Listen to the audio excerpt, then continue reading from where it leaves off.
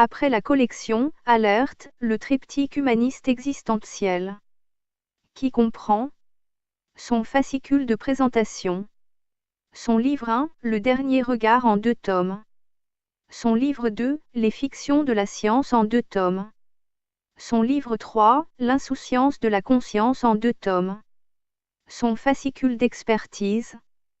Cette collection numérisée est accessible et téléchargeable gratuitement, en lecture e-book, au format PDF, sur le site lacléinternation.org.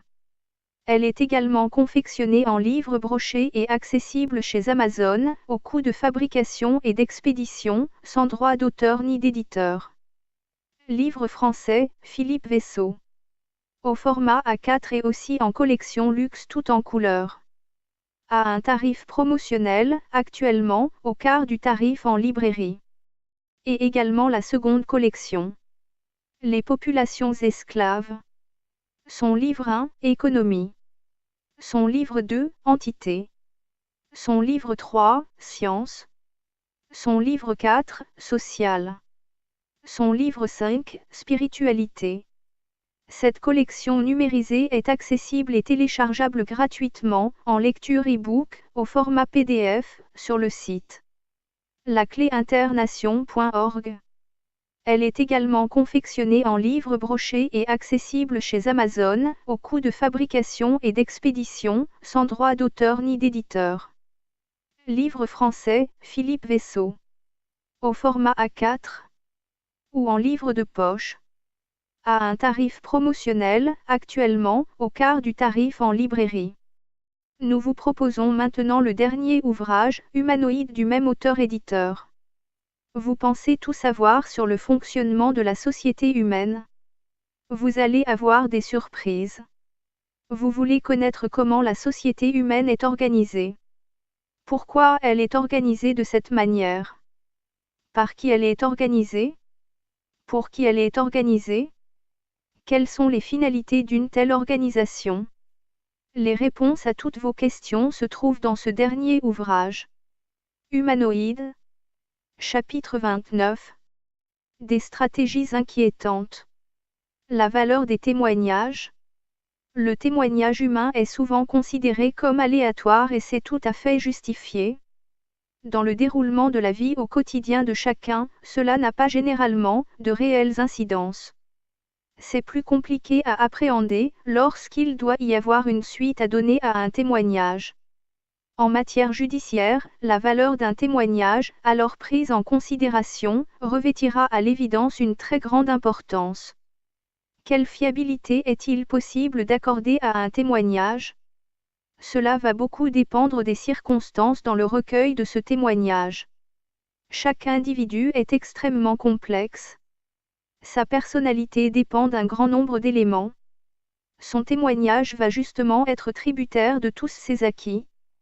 Son environnement, son éducation, sa formation, sa culture, vont énormément orienter sa façon de témoigner.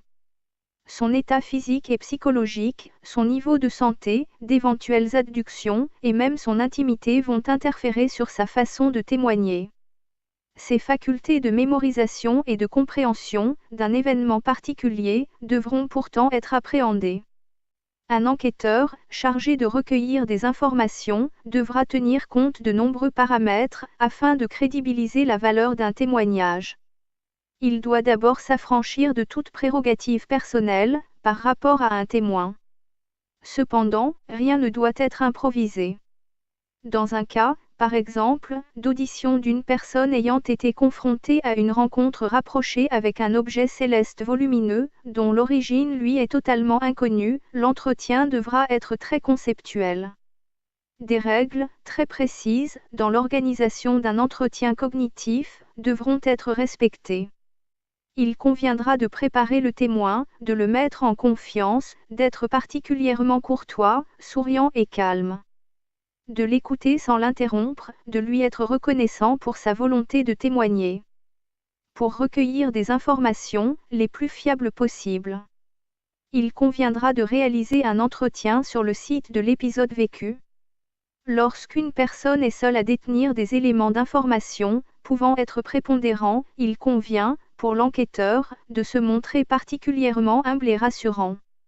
Il devra préciser qu'il est habilité à recueillir et habitué à des cas de témoignages extravagants et déroutants. Le récit chronologique des événements vécus n'est pas indispensable, dans un premier temps. L'hypermnésie, qui est une activité anormalement intense de la mémoire causée par un épisode extrêmement dérangeant, va être la raison essentielle d'un début de récit, pouvant apparaître incohérente, désordonnée ou même chaotique. Il conviendra donc de respecter une certaine logique dans le recueil des éléments d'un récit. Il pourra être demandé d'effectuer un complément de recherche d'informations, par un retour en arrière, de la fin vers le début. Tous les détails seront particulièrement importants et devront être pris en considération. Il conviendra de déterminer, avec précision, à partir du lieu de l'événement, de l'emplacement du témoin, des conditions de visibilité et de son discernement. De l'occupation de la personne, avant l'épisode et après. L'enquêteur devra demander des précisions sur certains points du récit. Il devra faire en sorte de recueillir un maximum de détails. Ensuite, des références particulières seront également prises en considération, comme certains éléments de l'environnement, en rapport direct avec le lieu. Chaque point du témoignage devra faire l'objet de vérifications approfondies. Une liste de points précis devra être élucidée, permettra à l'enquêteur de n'omettre aucun élément utile à la bonne compréhension du témoignage, sans aucune influence. Des moyens techniques pourront aussi être utilisés pour agrémenter le sujet traité, ainsi que des photos et des vidéos. Dans cet exemple de recueil d'un témoignage ufologique, un organisme privé international, le MUFON, est chargé de piloter des plateformes d'études, aux structures scientifiques, à partir des témoignages. Le MUFON France est également en relation avec l'organisme officiel du GEPAN, chargé de l'étude et de l'information sur les phénomènes aérospatiaux non identifiés qui est un organisme du Centre national d'études spatiales. Il est amené à contacter les services de police et de gendarmerie chargés de recueillir des comptes rendus. Le MUFON France est une organisation de travail collaboratif, parfaitement autonome, qui forme ses enquêteurs à partir d'outils méthodologiques innovants. Les résultats obtenus sont mis à la connaissance du public, sans restriction, afin d'apporter des réponses cohérentes, en totale disponibilité. Ces enquêteurs ont également une totale autonomie d'action, quant aux divulgations des résultats de leurs enquêtes et de leurs actions extérieures. Cet organisme est chargé de collecter un maximum d'informations, les plus précises possibles, et qui sont également mis à la disposition des scientifiques. De nombreux experts sont mis à contribution à des fins d'analyse approfondies, concernant les sujets d'études pouvant en découler, à partir des données fiables et exploitables, dans les résultats des enquêtes auprès des témoins. La crédibilité des scientifiques, en direction des phénomènes aériens particuliers qui ne donnent lieu à aucune explication rationnelle, est très largement entamée. La vanité du monde scientifique n'est pas la seule raison à ce type d'attitude. L'ufologie, trop aléatoire et inorganisée jusque-là, ne pouvait, à elle seule, apporter des réponses concrètes. Ni en ce qui concerne les témoins des événements vécus ni en ce qui concerne le monde scientifique pouvant être interpellé, à l'occasion. Pourtant, les conséquences des expériences vécues peuvent bouleverser l'existence même des personnes ayant été confrontées à de tels événements. L'objectif majeur est de diffuser, le plus largement possible, une méthodologie scientifique d'analyse des observations pour améliorer la fiabilité et la crédibilité des conclusions. Elle applique une stratégie très performante, dans le recueil des informations, sur le terrain. Un travail méthodique, sans a priori, y est scrupuleusement organisé. Le caractère, souvent unique d'un tel événement aérien ou au sol, à contact de proximité, dénué d'explications fonctionnelles et rationnelles, non reproductibles, exige toute cette rigueur. Cette nouvelle approche d'une enquête structurée permettra aussi la réalisation de modélisations. Ce sont des centaines de milliers de personnes qui sont concernées, chaque année, par le phénomène ufologique.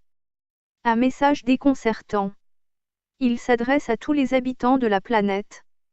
Il concerne leur avenir, en particulier, et celui de l'espèce humaine en général. Nous sommes tous en extrême danger. Une très grande menace, venue de l'intérieur même des plus hauts dignitaires humains, s'apprête à mettre en péril toute forme de vie sur la Terre. Quelles sont les raisons d'une telle inquiétude? De très nombreux hauts responsables, totalement impuissants, sont atterrés par les conceptions mises en œuvre. Chaque citoyen a le devoir de savoir quel avenir lui est réservé. La naïveté des populations est sans égale, par rapport aux réalités. Cependant, il faut constater que très peu de personnes sont conscientes que les problèmes engendrés ne sont pas inhérents à des occasions fortuites naturelles. Un petit groupe d'élites oligarques, impitoyables et intransigeants, particulièrement avides de pouvoir, maintiennent les citoyens dans une série de carcans, en leur entravant totalement tout espoir de liberté. L'ignorance des populations face à cette situation est totale. Un voile opaque enveloppe ce secret depuis 70 ans. Cette situation a débuté avec l'opération Paperclip, après la fin de la Seconde Guerre mondiale, qui a permis le rapatriement sur les États-Unis de plusieurs centaines de scientifiques nazis. Ces personnalités ont reçu de nouvelles identités, avant d'être nommées dans les plus hautes fonctions militaires et civiles du pays. Un certain nombre de ces personnes connaissaient la réalité sur les ovnis et sur la présence d'entités extraterrestres sur notre planète. Leur expérience dans ce domaine remontait au début des années 1930. Le système militaire américain a pris le sujet très au sérieux, à partir d'accidents, d'engins spatiaux provenant d'origines extérieures à notre environnement planétaire. C'est dès les années 1950 que les hauts responsables militaires des États nord-américains ont eu conscience d'une impérative nécessité d'investigation. La rétro-ingénierie a pu ainsi débuter et se développer à partir des technologies découvertes sur les appareils extraterrestres, capturés, dont le volume et les capacités apparaissaient totalement extravagants et d'une importance illimitée. C'est à partir de ces événements que les autorités militaires américaines ont décidé de camoufler, soit par le silence, soit par le mensonge, soit par la désinformation, toute allusion à des objets volants non identifiés, en contraignant tous les pays d'en appliquer les dispositions. Ce camouflage est toujours en vigueur et très rigoureusement observé. Il est donc facile de comprendre qu'un scepticisme populaire entoure ce sujet pour ce qui concerne les extraterrestres. Il est maintenant parfaitement établi que de nombreuses espèces, venues d'autres systèmes planétaires, visitent notre planète depuis des millénaires, et que certaines de ces espèces y résident. Le Majestic 12, ou MJ-12 composé de scientifiques civils et militaires a alors décidé de n'avoir plus aucun compte à rendre à quelle autorité que ce soit, en ce qui concerne leur coordination avec des extraterrestres. Tous les responsables politiques ont été laissés à l'écart de ces dispositions d'ingénierie, depuis des décennies. De très vastes installations souterraines ont été organisées. Tout a été mis en œuvre pour qu'aucun membre des réseaux souterrains travaillant sur l'ingénierie ne puisse être identifiable. Les complexes militaro-industriels, ainsi créés, sont devenus une source de danger planétaire démesurée. Il représente la zone la plus potentielle du groupe Bilderberg, appelé aussi cabale ou dominatory, dont l'influence est sans partage sur toute la planète. Un manifeste pour la divulgation de la vérité. Nous savons, sans aucun doute, que notre planète est contactée par des civilisations d'un autre monde, extraterrestre ou extradimensionnel. En tant que groupe militant, nous nous sommes engagés à unir divers groupes et organisations de recherche afin de faire connaître cette affaire au grand public. Nous défendons ce qui suit. 1. Nous ne soutenons ni un embargo sur la vérité imposé par les gouvernements, la presse et les médias, ni l'établissement scientifique. Nous savons que de vastes preuves sont systématiquement ignorées ou dissimulées par ces organisations. 2. Nous ne croyons pas qu'il y ait eu des efforts pour contacter les civilisations hors monde, le SETI, qui n'ait donné aucun résultat. Nous n'acceptons pas que nos agences spatiales, comme la NASA, ignorent ces rencontres avec les civilisations hors du monde. 3. Nous n'acceptons pas des arguments suggérant qu'il n'y a pas de preuve de cette activité, et nous n'acceptons pas le ridicule ou la stigmatisation lorsque nous abordons ces sujets sérieux. 4. Nous sommes convaincus que notre planète et nos civilisations ont été contactées par des civilisations hors monde pendant des millénaires.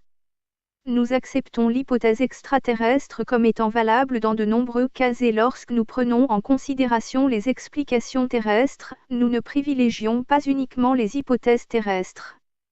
5. Nous savons que divers gouvernements, militaires et autres organisations ont eu des expériences de contact et qu'elles ont été voilées par le secret. Nous savons que les organismes gouvernementaux, comme la CIA, les lanceurs d'alerte et les fuites ont révélé des efforts récents pour divulguer la présence d'autres mondes, mais depuis toujours, aucune autorité mondiale n'a donné de confirmation. Cela doit changer. 6. Nous comprenons que nos visiteurs d'autres mondes proviennent de nombreux systèmes d'étoiles avec de nombreuses races et que nos expériences de contact avec ces autres ont été à la fois négatives et extrêmement positives. Nous savons que divulguer la présence d'intelligence extérieure à notre planète et à notre civilisation pourrait signifier un bond en avant pour l'humanité. Ceci est possible et souhaitable. 7. Nous sommes conscients qu'il existe de nombreuses technologies non reconnues et des technologies cachées qui ont été révélées par ces interactions avec les visiteurs d'autres mondes et nous savons que certaines, par exemple, l'énergie libre, pourraient fortement accélérer les progrès humains. Nous proclamons que la vérité et la transparence des gouvernements sont essentielles au succès de toute démocratie et que nous avons le droit de connaître la vérité sur ces visiteurs d'autres mondes. 8. Nous croyons qu'un contact ouvert et positif avec nos voisins d'autres mondes est imminent et que l'humanité doit être préparée à apprendre que nous ne sommes pas seuls dans le cosmos. 9. Nous soutenons la divulgation de la vérité, sans désinformation ni agenda caché des gouvernements, des moyens d'information et de la science. 10. Nous savons que de vastes quantités d'informations et de preuves sont délibérément gardées en secret et prennent la forme d'un embargo sur la vérité, en ce qui concerne la présence de civilisations d'autres mondes. Nous méritons de connaître la vérité et de comprendre ce qu'elle implique. Les risques d'une non-divulgation. En cas d'un contact d'envergure, des entités biologiques extérieures, avec le public, pourraient provoquer un risque de bouleversement culturel, politique, social, religieux, scientifique et philosophique d'une telle importance, qu'il pourrait engendrer des révolutions, mais aussi des révoltes qui provoqueraient l'effondrement social immédiat. À partir du premier essai d'explosion d'une bombe atomique, en atmosphère, aux États-Unis en 1945, 2400 autres explosions atomiques auraient été réalisées, en espace aérien ou souterrain avec des charges toujours plus volumineuses et dévastatrices, si elles avaient dû être utilisées contre les civils comme ce fut le cas au Japon. Ces explosions auraient été enregistrées dans tout le cosmos. Elles auraient déclenché de très grandes vagues d'appareils volants, provenant de l'extérieur de notre système planétaire. Ces vagues d'ovnis auraient été enregistrées partout sur notre planète et tout particulièrement autour des bases de stockage des missiles à ogive nucléaire. Les similitudes enregistrées entre les périodes d'essais nucléaires et les rentrées d'objets volants, appelés non identifiés et donc extérieurs à la Terre, coïncidèrent parfaitement avec les lieux visités. Une surveillance a donc été accrue des sites stratégiques militaires détenteurs d'ogives nucléaires. Cela a été tout particulièrement le cas sur les sites français du plateau d'Albion. Un groupe du Programme à accès spécial non reconnu contrôle l'accès à l'information UFO aux États-Unis. Il est structuré afin que chacun des organes qui le composent ne puisse pas connaître ce qui se passe chez un autre. Des études sur les ovnis. De nombreuses études ont été effectuées, à partir des témoignages, concernant tout particulièrement des objets volants non identifiés. Des études plus ou moins sérieuses, plus ou moins controversées, réalisées par quelques pays concernés n'ont pas réellement permis d'obtenir une réflexion objective sur ce sujet. En France, c'est une association, appelée Comité d'études approfondies, d'où son acronyme de COMETA, à but non lucratif qui s'est chargé d'étudier des cas d'observation, pendant 3 ans, de 1996 à 1999. Ce sont des experts, de l'Institut des hautes études de la défense nationale, des membres du Centre national des études spatiales, ainsi que différentes personnalités civiles et militaires qui ont planché sur ce sujet. Un rapport, non commandité, officiellement, par les autorités de l'État français, aurait été cependant remis au président de la République et au Premier ministre de l'époque.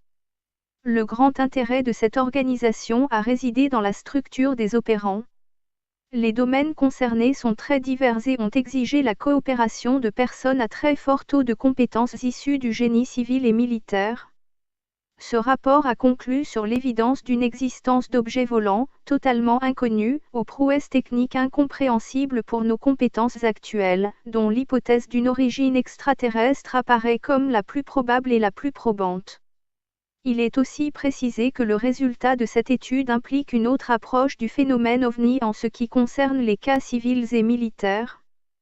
Toutefois, il convient de préciser que ce rapport n'a été suivi, selon des informations dignes de foi, d'aucun élément scientifique concret, en France. Pourtant, les répercussions d'une telle évidence sont nombreuses. Cette étude du Cometa s'est appuyée sur des témoignages parfaitement structurés, sans ambiguïté possible quant à leur probité ou à leur sincérité. L'analyse qui résulte de ce rapport considère que de nombreux domaines du savoir sont concernés par ces résultats. Ces résultats impacteraient des domaines de la défense, mais aussi ceux de l'industrie, de l'enseignement, de la recherche, des administrations centrales et de l'information. Des révélations à divulguer. Pour tous ceux qui n'ont pas obligatoirement reçu des informations particulières sur le sujet des ovnis, en dehors de quelques rapides extraits souvent donnés à titre de désinformation, ces prochains éléments pourraient les concerner. Il est prépondérant de savoir que très peu de responsables de haut rang, de quelque milieu que ce soit, s'expriment en toute honnêteté sur le sujet. Quelques-uns pourtant se seraient aventurés à préciser que des responsables des États sont en contact avec des extraterrestres depuis de nombreuses décennies. Pourtant parmi eux, certains auraient été réduits au silence. Pourquoi ? Il apparaîtrait que plusieurs races d'extraterrestres collaboreraient avec des représentants de l'humanité, de façon permanente, dans plusieurs États. La présence de certaines de ces variétés d'extraterrestres serait efficiente sur notre planète depuis de nombreux siècles déjà. Certaines de ces créatures seraient un peu surprenantes, par rapport à la conception que nous avions des E.T., qui seraient des petits hommes verts, selon la légende fabriquée volontairement dans le but de discréditer ce sujet particulier. Il conviendrait d'abord de comprendre que les extraterrestres seraient des créatures qui auraient une origine hors de notre conception normale d'être humain. Ces E.T. proviendraient tout simplement d'autres planètes appartenant à d'autres systèmes solaires et peut-être aussi à d'autres galaxies. Ce sont d'autres modèles de civilisation beaucoup plus avancés socialement et dont les technologies seraient hyper sophistiquées par rapport aux nôtres. Cette hypothèse n'est pas si extravagante, puisque nous savons que des multitudes de nouvelles planètes de type tellurique sont découvertes quotidiennement, par les satellites de recherche, spécialisés dans ce domaine. Ce sont des planètes qui pourraient être identiques à la nôtre, par leur conception, bien que différentes, par leur volume ou leur position par rapport à leurs étoiles respectives. Il y aurait ainsi plusieurs centaines de civilisations extraterrestres très différentes d'aspect, susceptibles d'être entrées en contact avec notre planète et d'avoir pu rencontrer certains de nos hauts responsables. De quelles organisations morales seraient faites ces civilisations ? Le bien et le mal ne correspondraient pas à leur stratégie. Il ne nous est pas possible de les répertorier de cette façon-là. Nous pourrions au mieux considérer que certaines de ces sociétés extérieures sont plus ou moins bienveillantes à notre égard. Certaines de ces entités sembleraient vouloir, comme nous, évoluer d'une façon autonome, par rapport à une évolution qui pourrait régir l'ensemble des civilisations galactiques.